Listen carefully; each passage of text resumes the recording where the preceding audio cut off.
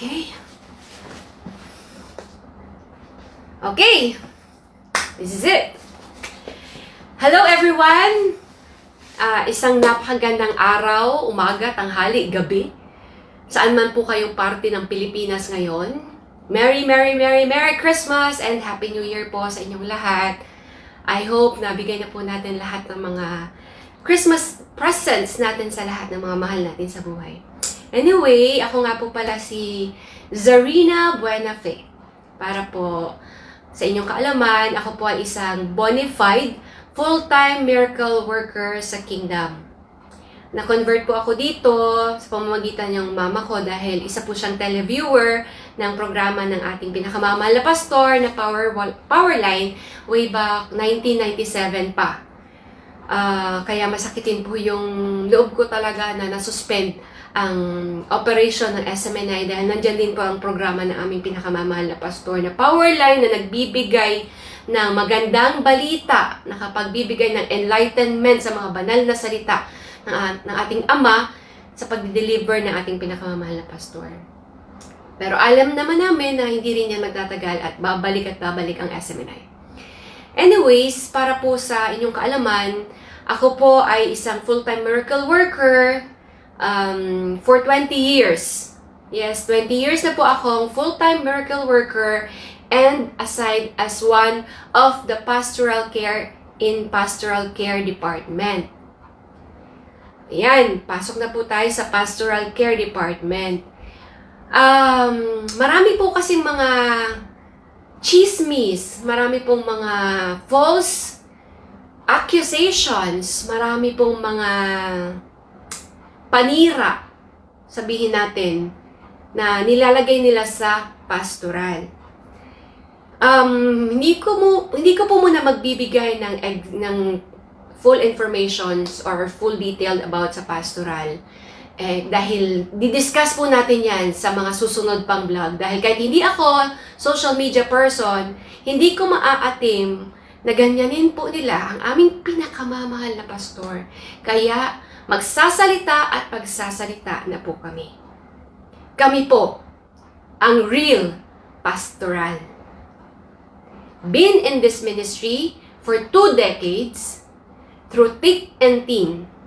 At bilang isang pastoral, bilang isang mga full-time miracle worker, we are being molded to become a dignified woman. Siyempre po, tulad sa isang pamilya, pag pinagsabihan, kapag kinorek, nagkasala, nagkamali dahil may ginawa kang hindi maganda, siyempre papagalitan ka, ang magulang mo minsan papaluin ka. What's wrong with that? Diba? It's discipline. Kung mahal ka ng magulang mo, ididisiplina ka. Tulad sa isang normal na pamilya. At bilang isang manggagawa sa Kingdom of Jesus Christ, discipline is not a big issue. And we love to be disciplined. Dahil mapipil namin yung love ng Ama. Dahil He never let us astray to go to damnation. Kaya dinidisiplina kami. Kaya lang, may iba dyan na dinisiplina. Akala mo naman, sobrang pagdidisiplina. Iba na yung take nila. Dahil, yung mindset nila madumi. Ang iniisip nila madumi. Kasi ang pagkatao nila marumi. Pero kung ikaw, you are willing and sincerely wanted to go to heaven and wanted to be renewed, you will go under discipline. And I'm not exempted sa pagdisiplina. And I love it. Kasi if you only knew kung ano ako noon at kung ano ako ngayon, isang napakalaking milagro. At papakilala ko rin po sa inyo kung ano ako noon. Noon, isa po akong the typical young people. We'll go somewhere, partying, everything. Walang direksyon ba? Kung iisipin mo, walang direksyon ang buhay. Pero nung narinig ko na ang mensahe ng anak, ang mensahe ni pastor, there's something from heaven na nag-touch ng puso ko. And dun ko na-realize na kahit ano pang gusto mong i-achieve sa mundong ito, gaano ka man karami ang pera mo, gaano man kalaki ang bahay mo, gaano kalaraming sasakyan na meron ka, after that, what's next? Ang importante yung kaluluwa. Saan ka pupunta after this life?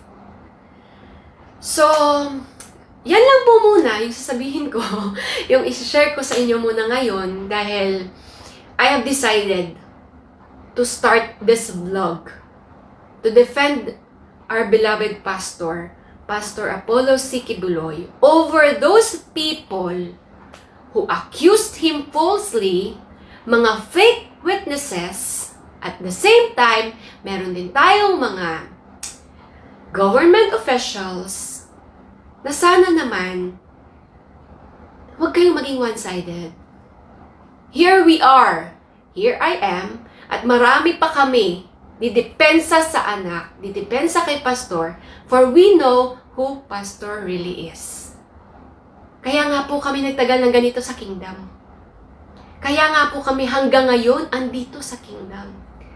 For we know anong kabutihan, anong kagandahang loob, anong merong ang puso ni pastor sa lahat ng tao sa sanlibutan. Wala po siyang ibang inisip, kundi ang kabutihan ng kasangkatauhan.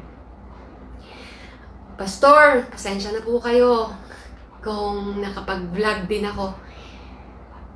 Hindi ko na rin po kasi matake, pastor, na ganyan na kayo. We owe you a lot kung ano man kami ngayon. And for those who accuse pastor, start pa lang to. Kilala nyo sarili nyo, kilala rin namin kayo. So, kita-kita tayo sa susunod na kabanata. Pasensya na po kayo, take this time, pero I can't stop po kasi myself to express kahit Pasko ngayon. I wanted to tell the world, those false witnesses are all bona fide liars. At kami po, dito sa kingdom, milyong-milyong kingdom members and workers, over how many of them makapag-testify who really pastor is. Merry Christmas po sa inyong lahat, and see you sa next vlog, sa susunod na kabanata. Merry Christmas! God bless you all!